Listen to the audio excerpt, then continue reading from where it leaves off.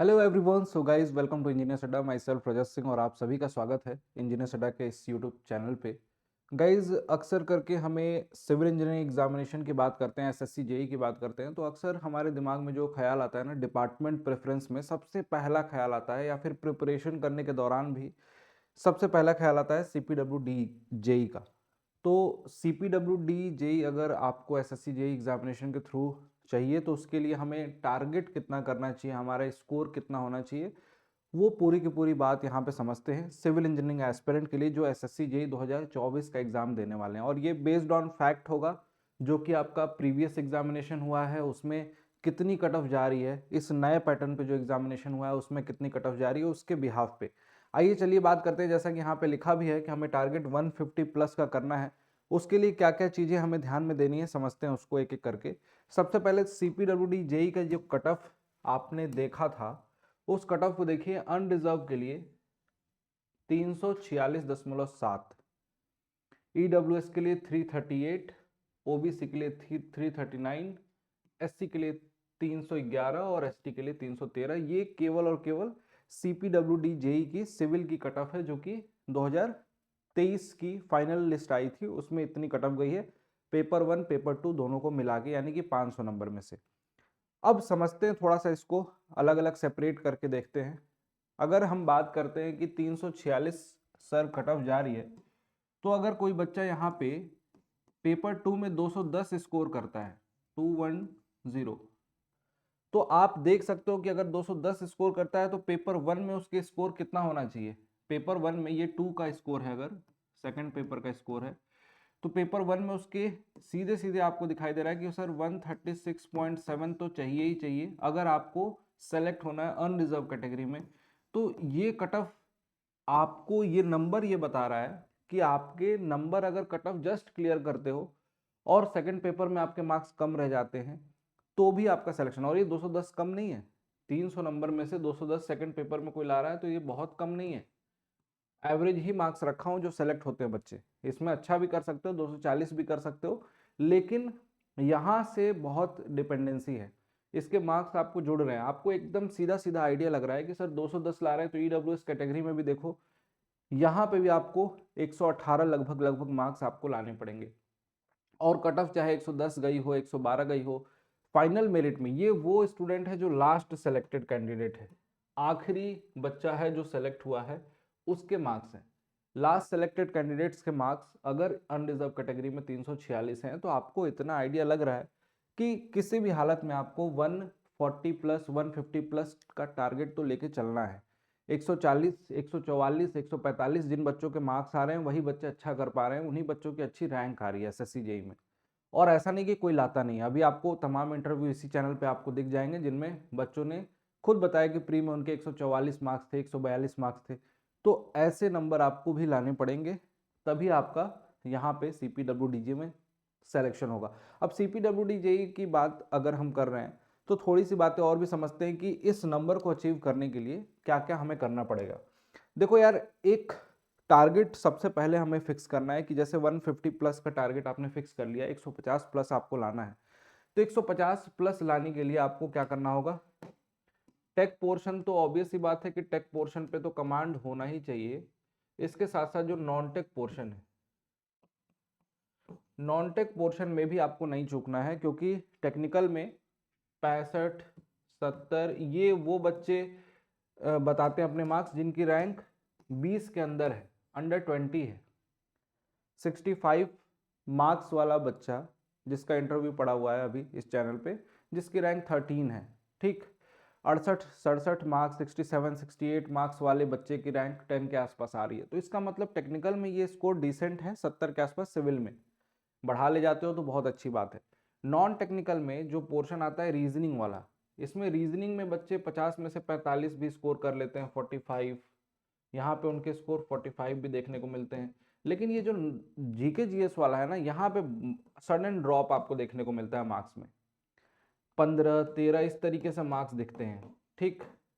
20, 25, 25 तो बहुत अच्छे मार्क्स हो जाते हैं, यहाँ पे 25 तक पहुंच रहे हो तो बहुत अच्छे मार्क्स हो जाएंगे 50 में से। अब इसके लिए हमें करना क्या है, देखो एक ना टेक्निकल में तो कई लोगों के 60 भी नहीं आ रहे होंगे, 60 से कम रह रहे होंगे, 50 तक रह जाते होंगे, 55 तक रह जाते होंगे। उनके लिए बताऊंगा टेक्निकल में सिंपल सा रूल आपको फॉलो करना है, 80-20 रूल। और कई बार सुना होगा आपने 80-20 रूल को। बेसिकली जब हम पूरे सब्जेक्ट को अच्छे से पढ़ लेते हैं, प्रीवियस ईयर के क्वेश्चन देखते हैं ना, तो हमें कुछ आइडिया लगता है। बहुत सारे लोग उस आइडिया को इम्प्लीमेंट नहीं कर पाते अपनी स्टडी में। आपको बता दूं कि आपने देखा होगा पीवाईक्यूज, तो पीवाईक्यूज में देखोगे तो ज़्यादातर क्वेश्चन कुछ फिक्स पोर्शन से ही पूछे गए हैं। जैसे फॉर एग्जांपल आप सॉइल का एग्जांपल ले लीजिए।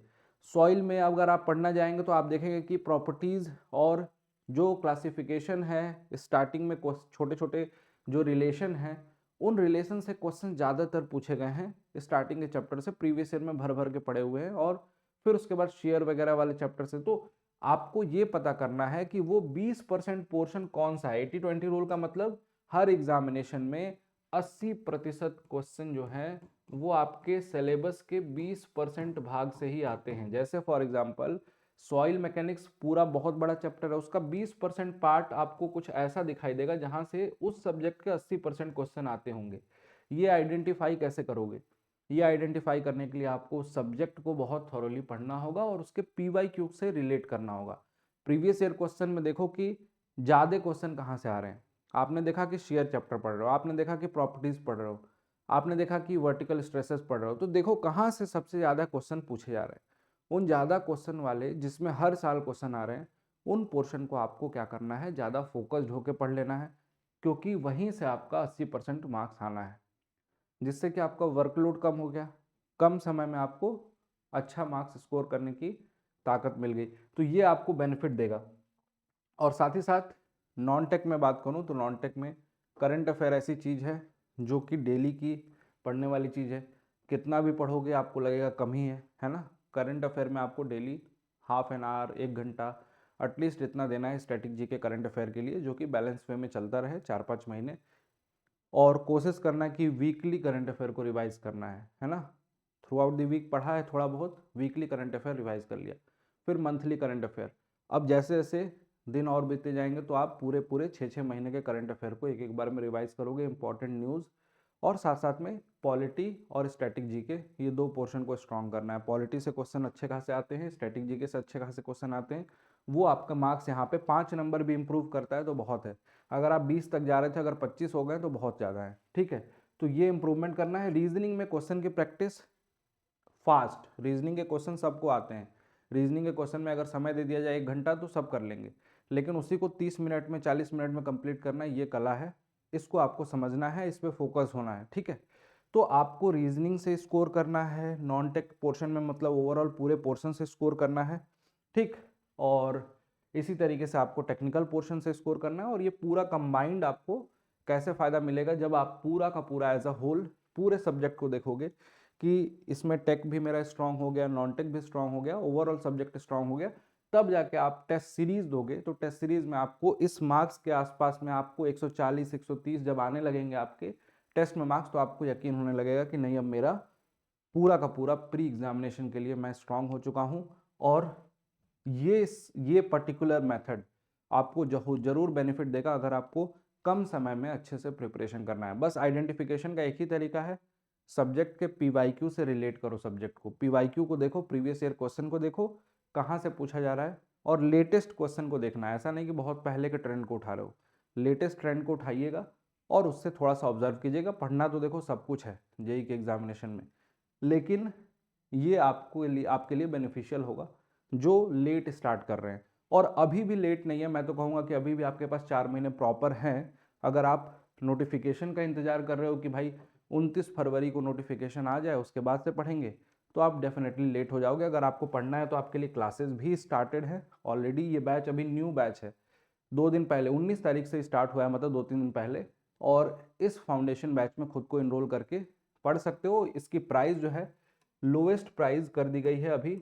आपको पता है कि 26 जनवरी आने में कितने दिन बचे हुए हैं, ऑलमोस्ट 1 दिन बचा हुआ है। और इसी पर्टिकुलर ओकेज़न पे, रिपब्लिक डे के ऑफर पे, आपको ये संगम बैच जो है, ये पर्टिकुलर फाउंडेशन बैच है, इस फाउंडेशन बैच की प्राइस बहुत कम की गई है। इनफैक्ट इस पे डबल वैलिडिटी भी दी जा रही है, यानी कि जो 12 महीने के लिए मिलता था अब ये 2 ईयर के लिए मिल रहा है।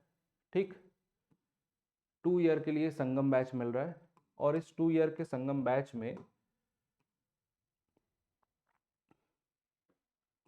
यहाँ पे समझना आपको क्या क्या चीज़ें मिल रही हैं। पूरी की पूरी लाइव क्लासेस मिल जाएंगी, लाइव क्लास की रिकॉर्डेड वीडियो, क्वेश्चन प्रैक्टिस वगैरह सब कुछ हो जाएगा। ये CBT 1 और CBT 2 दोनों में हेल्प करेगा। CBT 1 एंड CBT 2 दोनों के लिए है, सफिशियंट है। ये फाउंडेशन बैच है, बिल्कुल बेसिक से सारी क्लासेस चलती हैं। इन लाइव क्लासेस को रिकॉर्डेड वीडियो जो मिलेंगे उसको कितनी बार भी देख सकते हो। लाइव के बाद मन करे तो आपको 10 बार देखना, 10 बार देख लीजिए। और ये मात्र 2000 रुपये में आज आपको मिल जाएगा, 2000 रुपीज़ में। जो बैच ऑलरेडी 2700-2600 का था वो 2000 रुपये में, प्लस 2 ईयर के लिए, 1 साल के लिए था, अब 2 साल के लिए है। और डिस्काउंट कूपन कोड ये यूज़ करना है Y293। कहाँ पे? अड्डा 24/7 के एप्लीकेशन पे। आपको अड्डा 24/7 का एप्लीकेशन डाउनलोड करना है और उसमें जाने के बाद AE and JEE exams select करना है।